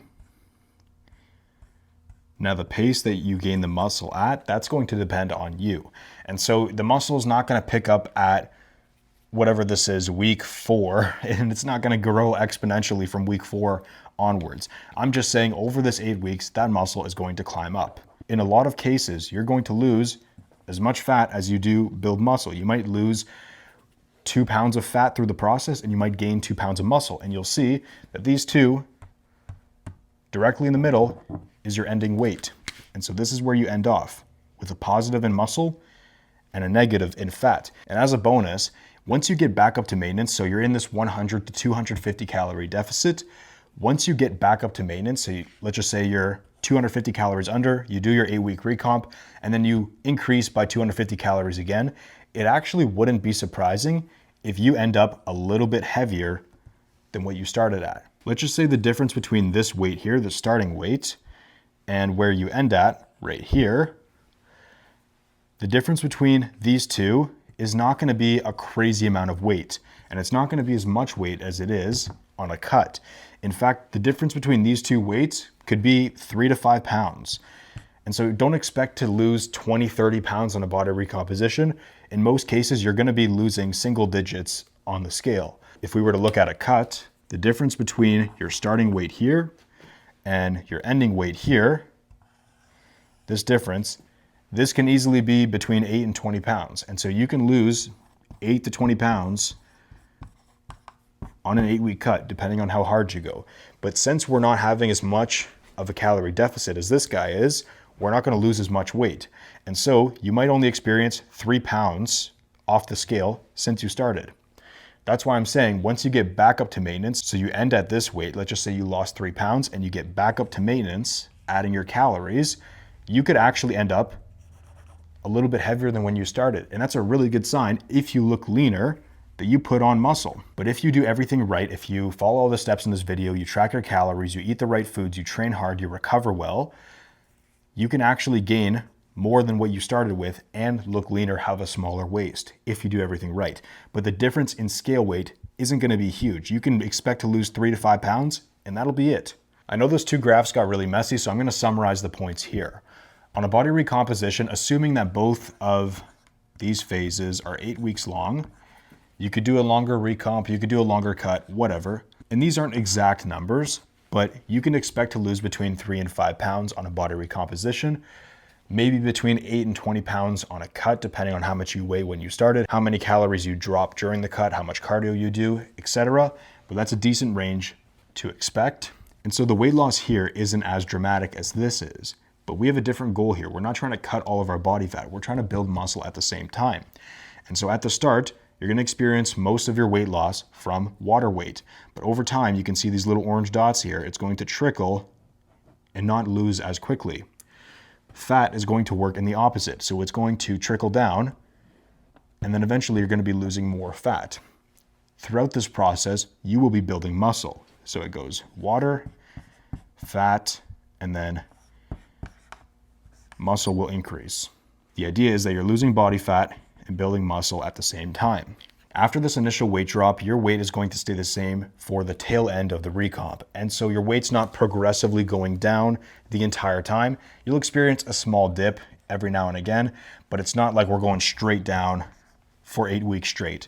A really good sign if you're building muscle is if your waist is getting smaller from week to week. That's why I recommend measuring. Your waist is getting smaller and your lifts are going up. So you're getting stronger in the gym.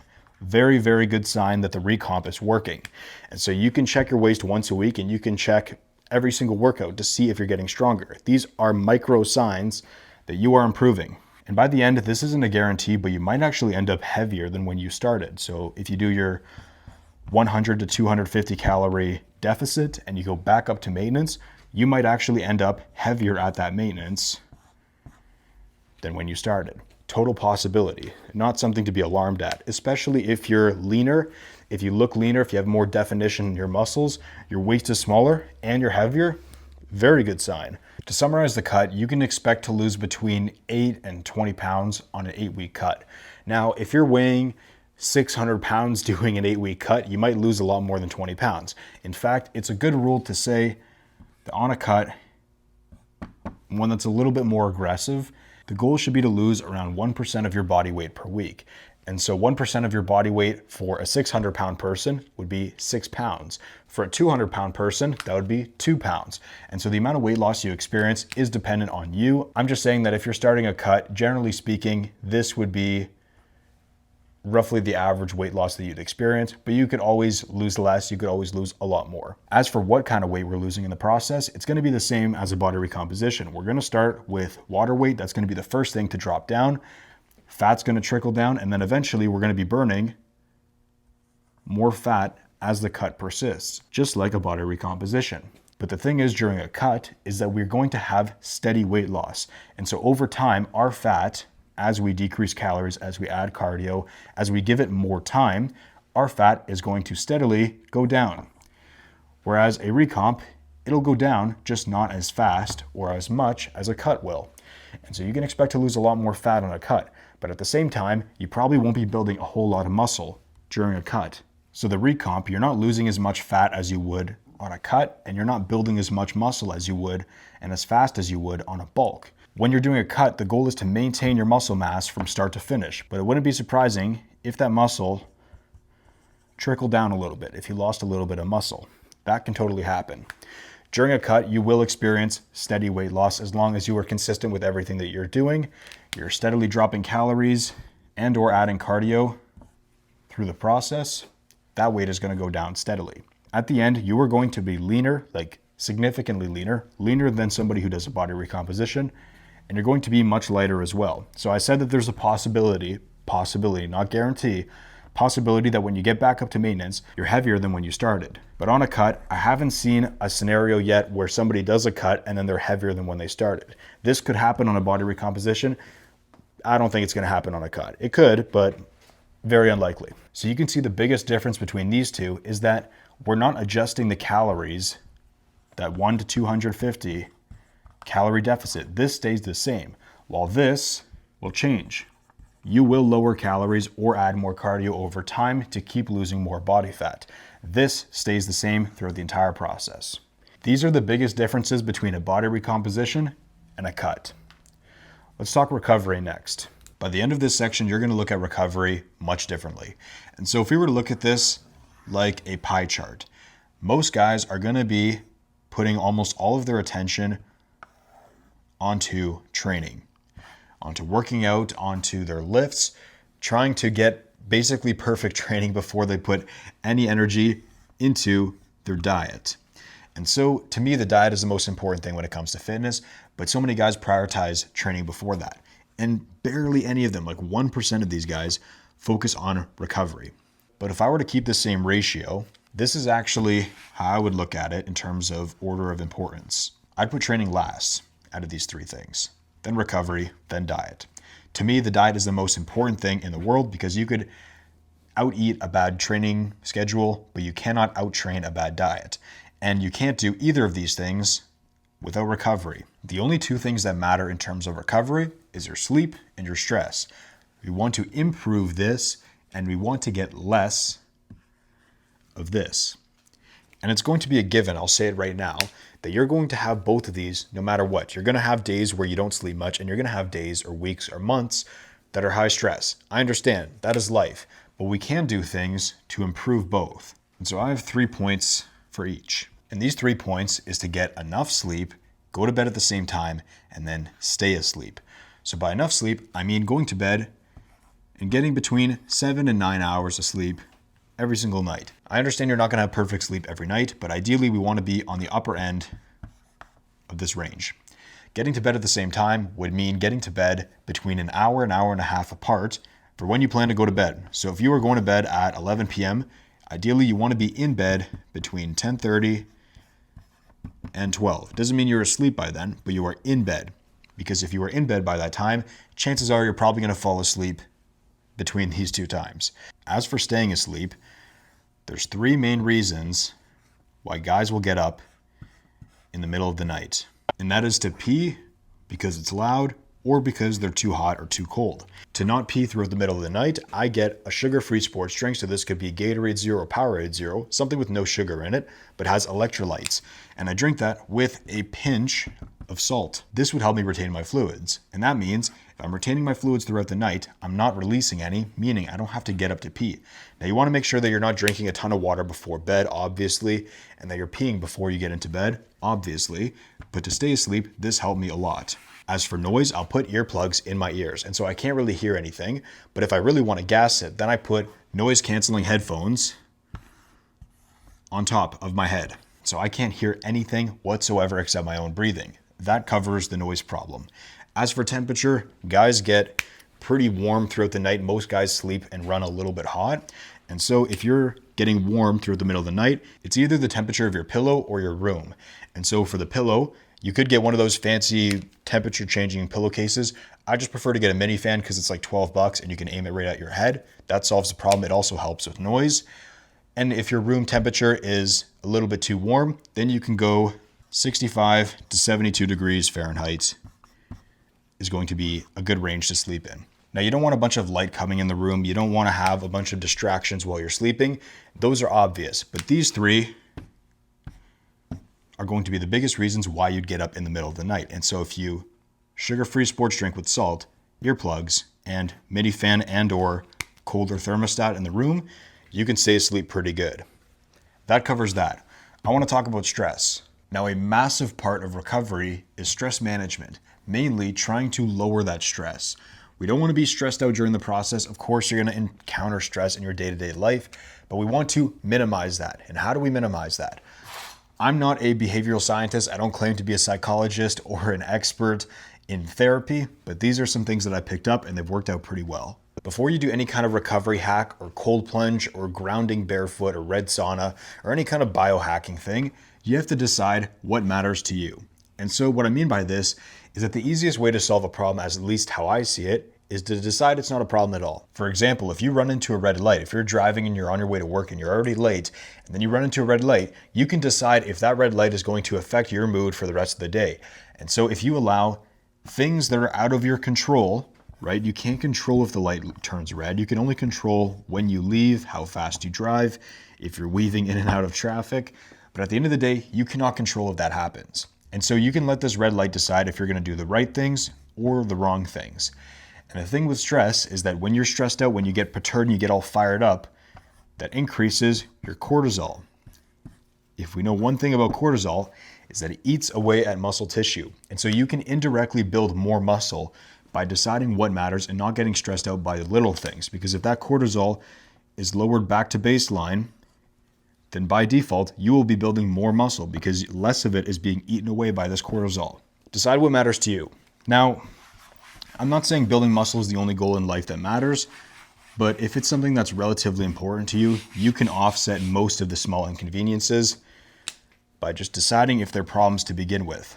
And if some of them slip through, I got my second layer of defense. This is a multi-layer system. I'm just kidding. It's not that complex.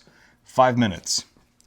If the event takes longer than 5 minutes to occur, I've set it in my mind that I'm not going to let it bother me for more than 5 minutes. And so that could be a red light. That can be your boss yelling at you. That can be getting to an argument with somebody. That can be a decision that you want to make. It doesn't matter. If it takes longer than 5 minutes, I try not to let it affect me for more than the time it takes for it to happen. And again, there's caveats in this situation. When people die, they die instantly. And so it's not something I can get over in 5 minutes or get over instantly. I understand that there's going to be things that stress you out more than others. But if you can decide what matters and then have it in your head, I'd say this is more of a skill that you have to develop. It's not something that you can kind of just snap and flip the switch and it'll be okay.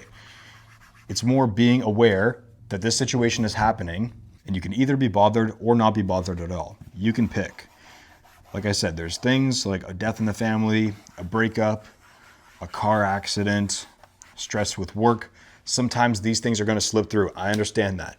But the idea is that you want to offset most of the small inconveniences in life that would normally piss you off. And so decide what matters to you and give yourself some time. If you want an even more specific way to look at this, if you're in a heated argument with somebody and you're about to say something that you might regret or you're not sure you should say, it's probably a good decision to sleep on it. Now, that doesn't mean you immediately go take a nap. I'm saying wait it out the rest of the day, go to bed, and 90% of the time, you will be pretty much over it, or you at least have more clarity on the situation. If it's an argument with somebody, maybe you understand their perspective better and you're able to have some sort of a counter argument or a solution to the problem that doesn't involve you getting emotional, yelling, crying, swearing, cussing them out, calling them bad words. Because if you start calling people names and you start cussing them out, they're going to remember that. And they're probably not going to remember what the argument is about, but they will remember what you called them. And so you can offset almost every single argument by just sleeping on it. I use the same approach if I were to get a comment that I didn't like or something mean said about me, right? I'm not just going to go respond when that comment fires me up because I want to get a response out quickly. I give it time, and if I need more time, sleep on it. Not kidding when I say this works. Like I said, there's going to be caveats. You can't sleep on it if somebody's about to die or a big event's happening in your life. But most of the small little disturbances can be shunned away. The last thing I want to say is that stress is life. It is not a symptom of life. It is not a problem that you must overcome.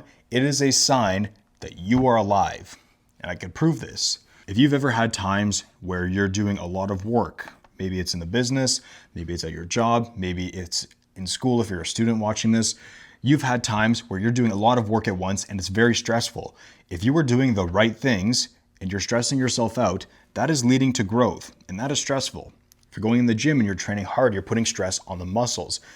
If you're doing the right kind of training, that is going to lead to growth. Life is also stressful when you are stagnating, when you are staying in the same spot. If you remember the maintenance phase that we talked about earlier, it's kind of stressful being in the same spot and not really improving at anything, right? No one really wants to be stuck where they are if they want to get good at things. So in both cases, life is stressful. And you can say that life is definitely stressful if you're getting worse, because if your health is getting worse, if your business is doing worse, if you're doing worse at your job, in school, if your physique is getting worse, you don't want to be in that position. And so in all three scenarios, in different ways, life is stressful. And so it makes sense that stress is a sign that you are alive. If you have stress, that is okay. I don't believe stress is something that should be eliminated from your life entirely, because then you'd have no awareness of what's going on around you and you have no sense of danger. Would not work out if we were in the caveman days, but we can limit the stress from the things that don't really matter that much. And so if you can decide what matters, give yourself time. If you can, sleep on it and accept that stress is life. I think you can mitigate a lot of the small things that piss you off in the day-to-day, which will indirectly lead to more muscle growth. Because if you're lowering cortisol, by default, you're actually saving more muscle. So you have a better physique by the end of it. Isn't that crazy? I think so. This is what we've covered in the video so far. First, we defined skinny fat and the solution to that being a body recomposition. Then I showed you exactly how to calculate your maintenance calories, what kind of foods we should be eating. I'll put macros here because we did a quick lesson on calculating macros, knowing the amount of calories we need to eat on a body recomposition, how to track calories, tracking weight, tracking your waist, tracking your lifts. And with those two graphs side by side, we compared a recomposition and a cut and which one you should do depending on your goal. For training, we talked about training hard, training to failure, training with control, what muscles to focus on to go from skinny fat to jacked. And then we just went over sleep and decreasing stress. This summarizes everything we've covered this video. But to top it all off, I'm going to make a complete roadmap for what to do step by step to go from skinny fat to jacked. Let's do it. The first step to nailing a body recomposition, if you've never done it before, is to find your maintenance calories. We need to know where this number is, this line. We need to know what that number is. And so you find that by following the steps in this video. Then you eat that amount of calories that the calculator gave you for 1 week straight. From there, you will know your maintenance. And then you can lower the amount of calories you eat per day by 100 to 250. You can pick what you want. If you want to experience a little bit of quicker fat loss, then you can go to the upper range. And so it's just a slight deficit. We're not decreasing the amount of calories a ton, and we're not dropping them over time. We're just kind of sitting right underneath. I'll put a star right next to it, so you know that you have to track your calories. If you don't want to track your calories, I can always make the meal plan for you. The next step is to ETR. Eat, train, recover. We're just doing the basics here. And so what makes someone advanced is not that they do super advanced things. It's that they do the basics for an extraordinary long amount of time. And so if you were to do the basics for 20 years without stopping, would you not tell me that that guy would be pretty damn in shape? I think so. So there's nothing really special about eating the meals, training hard, getting to bed on time. It's pretty simple stuff, but doing it without stopping is what makes you good. So you want to keep doing that. The next step is to track the metrics. So if you remember the metrics from earlier, those metrics are our calories, our weight, our waist, and our lifts. If you want to do this right, it's smarter to track the metrics. Now, you don't have to track the metrics to make gains, but it definitely increases your chance of success. And so you're going to eat that amount of calories, you're going to train hard, and you're going to recover. And through this timeline, we'll call this about 2-ish weeks, through this 2-week timeline, you will lose a little bit of water weight. Expect to lose about 0.2 to 0.5 pounds per week. Now, this isn't 0.5 pounds of fat, it's not 0.5 pounds of muscle, it's going to be 0.2 to 0.5 pounds per week of water. You're always going to lose that water first. After that is when you start burning a little bit more fat. After that water weight loss stalls, then you're going to experience a little bit more fat loss. But you want to be tracking the metrics. And the reason why I say track the metrics is so that you can know these things. Am I eating my calories? Am I hitting my calorie goal? Is my weight staying the same? Is my waist getting smaller? And more importantly, out of all of those, am I getting stronger in the gym? Because if you're getting stronger, it's a pretty good chance that you're getting bigger, that you're building more muscle while losing the fat because you're in a calorie deficit. And so you need to know your calories, your weight, your waist, and your strength levels. Not totally necessary, but if you want to make gains and do it properly without messing up, it's a pretty good place to start. The next step is to track your macros. So if you're looking at this kind of roadmap that we're making and you're like, well, there's not many adjustments I'm making throughout the process.